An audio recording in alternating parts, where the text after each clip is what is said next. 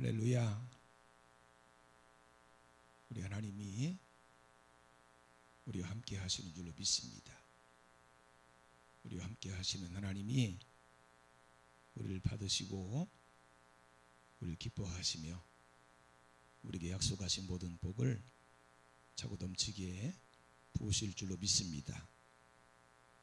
오늘 본문에 보면 본문의 부제가 기뻐하며 부를 노래라고 되어 있습니다. 유다 백성들은 이제 예루살렘까지 멸망함으로 모든 것을 다 빼앗겼습니다.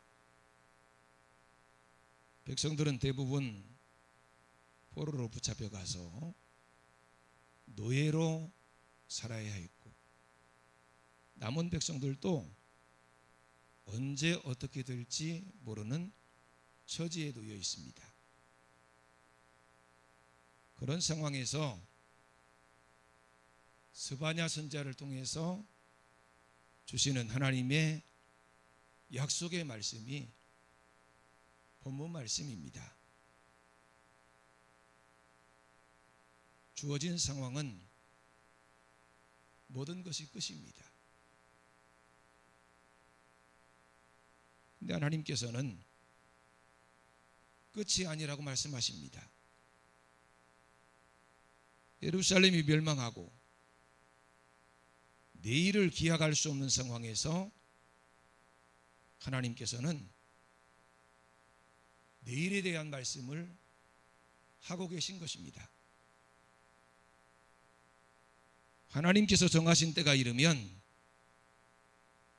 괴롭히던 자들을 다 내쫓고 돌아오게 될 것이고, 하나님께서 그들 가운데 거하심으로 행복한 날이 도래하게 될 것을 말씀하십니다. 주어진 기가 막힌 상황이 끝이 아니고 하나님께서 함께 하실 뿐 아니라 모든 것을 회복시켜 주시겠다고 하는 약속만 있다면 우리는 얼마든지 어려움을 견디며 극복할 수 있습니다. 절망적인 어려움이 있는 사람에게 미래가 보이지 않기 때문에 결국 극단적인 선택까지 하는 것입니다. 하지만 미래가 보인다면 어려움을 참고 견디고 인내할 수 있습니다. 그래서 오늘 본문은 노래하라, 기쁘게 부르라, 전심으로 기뻐하며 즐거워하라고 말씀하고 계십니다. 지금 어려움에 처한 자신의 상황과 환경을 보면 낙심하고 좌절할 수밖에 없으나 하나님께서 주시는 약속을 바라볼 수 있다면 소망이 생기고 확신이 생기고 능히 승리할 수 있습니다. 여러분, 오늘 이 말씀이 선포될 당시 나라를 잃어버리고 어려움을 당한 사람들이 유다 백성들 뿐이었겠습니까? 근데 하나님은 유독 유다 백성들에게만 기뻐하고 즐거워하라고 말씀하십니다. 그 이유가 무엇입니까? 유다 백성들이 하나님의 사랑과 복을 받게 될 것이기 때문이에요. 겉으로 보기에는 똑같은 사람들이지만 하나님이 보실 때는 특별한 사람들이었습니다. 그래서 나라를 다시 일으키고 주권을 회복하게 될 것을 말씀하시는 것입니다. 그런데 중요한 것은 이 모든 일이 정치적이 아닌 신앙 안에서 이루어진다는 거예요. 15절 말씀을 다시 한번 함께 봉독하겠습니다. 15절입니다. 여호와가 내 형벌을 제거하였고 내 원수를 쫓아냈으며 이스라엘 왕 여호와가 내 가운데 계시니 내가 다시는 화를 당할까 두려워하지 아니할 것이라. 사람들은 유다와 이스라엘이 망한 것을 두고 하나님께 능력이 없어서 그런 것이라고 생각했습니다.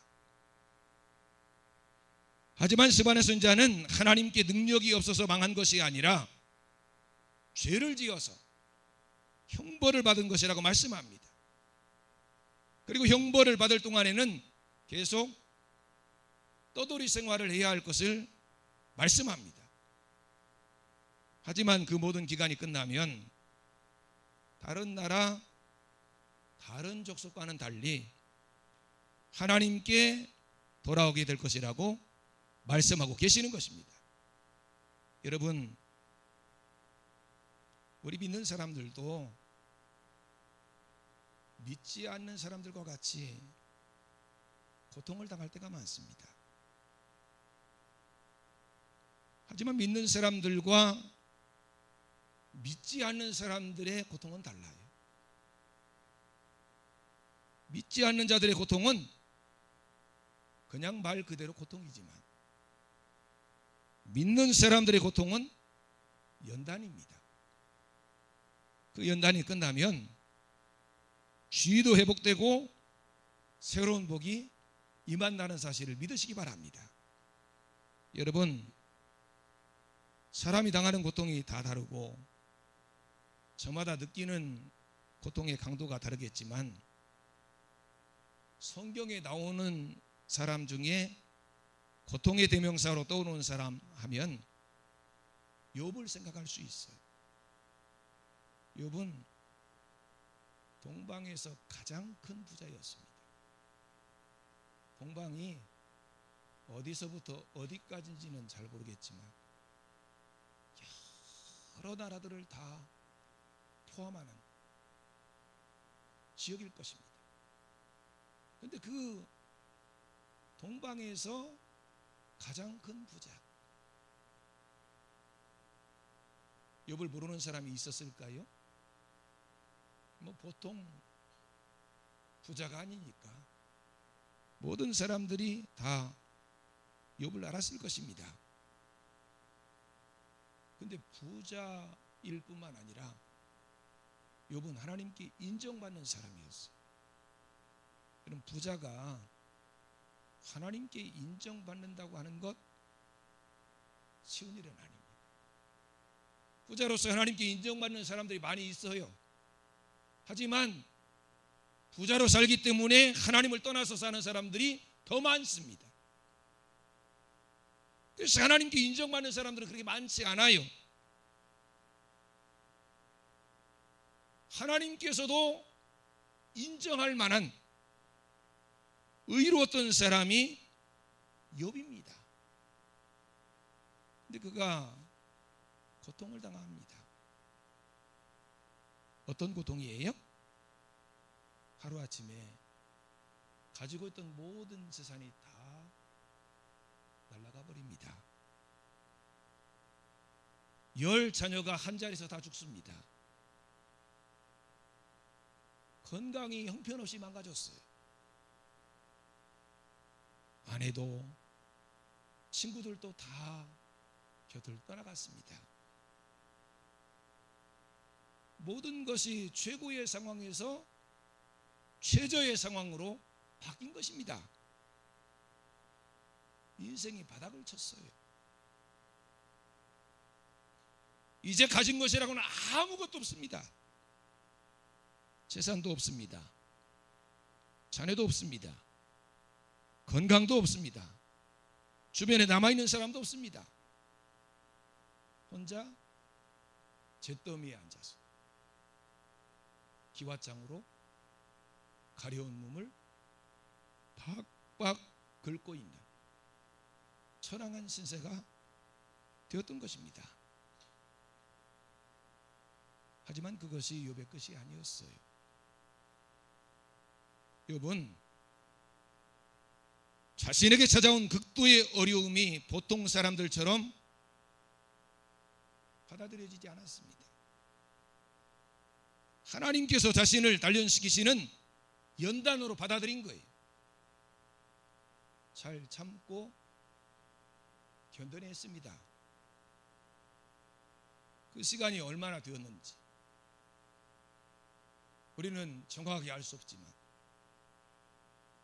상당한 시간을 참고 견디고 인내한 거예요.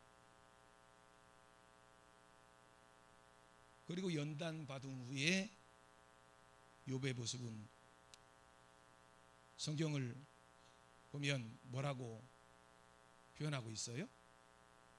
순금이 되었다. 용광로에서 단련하고 나온 순금처럼 빛나는 사람이 되었어요. 그런 욥에게 하나님께서는 그의 지위를 회복시키시고 갑절의 복을 주신 것입니다. 사실 오늘 유다 백성들이 당한 고난은요, 의로움에도 불구하고 당한 고난이 아니었어요. 하나님만 섬겨야 될 하나님 백성들이 우상을 섬기고, 하나님 말씀대로 순종해야 할 백성들이 하나님 말씀에 불순종하고, 하나님 뜻대로 살아야 될 하나님의 백성들이 자기 뜻대로 살아서 받은 형벌이었습니다. 하나님께서 그런 유다 백성들에게 주신 형벌이 뭐예요? 하나님이 그들을 버리시고 그들과 함께하지 않으신 것입니다. 여러분, 하나님 백성들에게 가장 큰 형벌이 무엇인지 아십니까? 하나님이 함께하시지 않는 거예요. 하나님께서 아무런 말씀도 하지 않으시고 하나님 앞에 아무리 기도해도 응답하지 않으시는 것이 가장 큰 형벌이고 고통입니다. 하나님이 말씀을 하지 않으시니까 갈 길을 알지 못합니다. 하나님이 응답하지 않으시니 문제를 해결할 방법이 없어요. 유다 백성들이 하나님만 섬기며 하나님 말씀에 순종할 때 하나님께서는 이 세상 그 누구도 그들을 뽑아낼 수 없도록 견고하게 하셨습니다. 하지만 우상을 섬기며 불순종할 때 그들을 뿌리째 뽑아서 온 세상에 흩어져 버리신 거예요. 여러분, 이것이 바로 믿음 생활의 비밀입니다.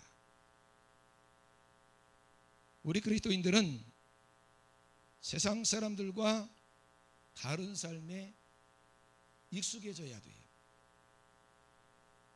세상에서 잘 살아보려고 하면 뿌리채 흔들리는 것입니다.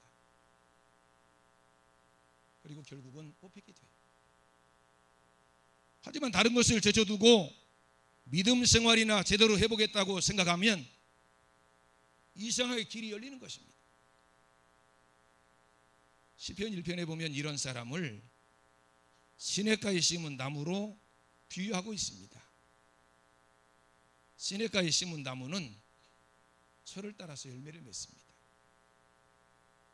그 잎사귀가 마르지 않습니다. 모든 일이 형통합니다. 우리가 신앙생활 하다 보면 신앙만으로는 도저히 버틸 수 없는 것 같은 시기가 있어요. 하지만 하나님만 붙잡고 있으면 겉으로 보기에는 위태하게 보일지 몰라도 그 뿌리가 물에 닿아 있기 때문에 살아남을 수 있는 것입니다. 너희 하나님 여호와가 너희 가운데 계시니. 아무리 유다 백성들의 나라가 망하고 포로로 붙잡혀가고 모든 삶이 다 망가진다 해도 하나님의 통치는 변함이 없습니다. 여러분, 요셉을 보세요. 깊은 웅덩이에 빠지고 애굽의 노예로 팔려가고 심지어 감옥에 들어가고, 그래도 여전히 하나님은 요셉과 함께 하셨습니다. 그 하나님을 붙들고 살아가는 요셉은 그것이 혼자 힘으로 빠져나올 수 없는 깊은 웅덩이든 종살이를 하는 애굽이든 죄수들이 갇혀 있는 감옥이든 승리할 수 있었어요. 도리어 그런 삶을 통해서 믿지 않는 사람들까지도 살아계신 하나님이 함께 하심을 보았고 그 하나님의 복의 근원이심을 알게 되었던 것입니다. 하나님께서는 하나님의 백성들이 어디에 있든지 어떤 처지에 처해 있든지 전부 다 알고 계십니다. 하나님만 바라고 의지하며 살아가면 하나님께서 회복시키시고 복주심을 믿으시기 바랍니다. 너희 하나님 여호와가 너희 가운데 계시니 그는 구원을 베푸실 전능자시라. 우리와 함께 하시는 하나님은 구원을 베푸실 전능자이십니다. 하나님께서 우리를 구원하십니다. 우리가 하나님의 기쁨의 대상입니다. 잠잠히 우리를 사랑하십니다. 그러므로 두려워하지 마시기 바랍니다. 손을 늘어뜨리지 마시기 바랍니다. 손을 늘어뜨린다는 말이 무슨 말이에요? 기운이 빠져가지고 아무 맥도 없는 사람처럼 그렇게 다니지 말라는 거예요. 세상을 두려워하지 말고 사람을 두려워하지 마시기 바랍니다. 낙심하고 자포자기하지 마시기 바랍니다.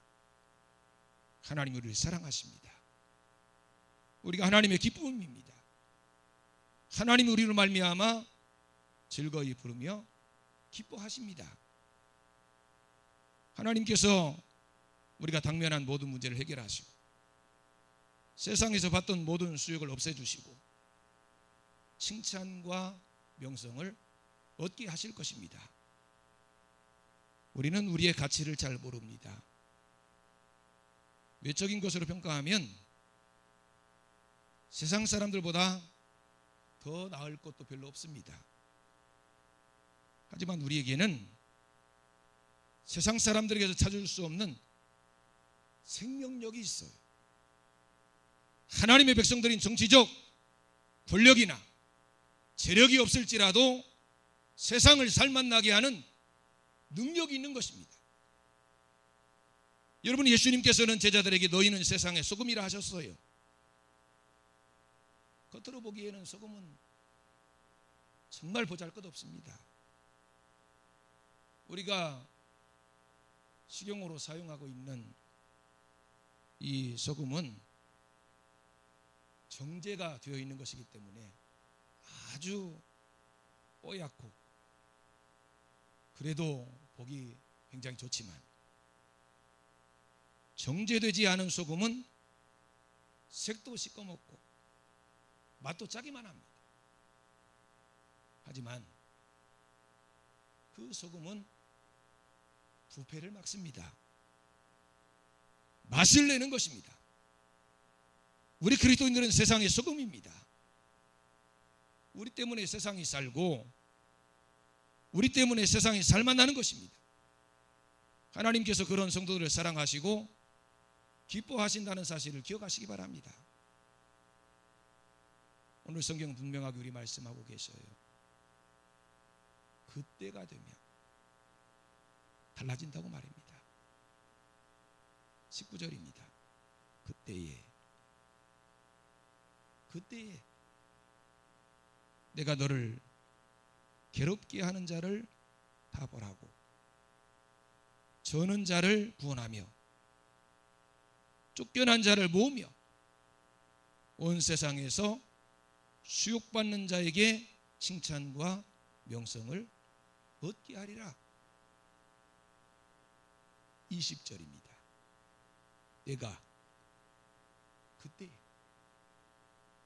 그때에 너를 이끌고 그때에 너를 모을지라. 내가 너희 목전에서 너희의 사로잡힘을 돌이킬 때에 너희에게 천하 만민 가운데서 명성과 칭찬을 얻게 하리라. 여호와의 말이니라. 하나님의 때가 되면 우린 달라집니다. 하나님께서 우리를 변화시키십니다. 천하 만민 가운데 명성과 칭찬을 얻게 하십니다. 이것이 하나님 백성들을 향한 하나님의 약속이에요. 우리에게는 한없이 기쁜 소식이 하나 있습니다. 우리가 당하는 어려움에는 기한이 있다는 사실입니다. 하나님께 든든히 뿌리만 내리고 있으면 됩니다. 하나님께서는 우리를 그 어떤 어려움에서라도 건져내실 수 있는 전능하심이 있다는 사실을 믿으시기 바랍니다. 그 하나님 여호와가 우리 가운데 계심을 믿으시기 바랍니다. 기도하시겠습니다. 사랑과 은혜가 풍성하신 하나님 아버지, 감사합니다. 하나님 여호와가 우리 가운데 함께 하시는 줄로 믿습니다. 낙심하지 않게 하시고 좌절하지 말게 하시옵소서. 절망 가운데서도 여호와 하나님만 바라고 의지하게 해주시옵소서. 하나님께서 칭찬과 명성을 얻게 해주시옵소서. 예수님 이름으로 기도드리옵나이다. 아멘.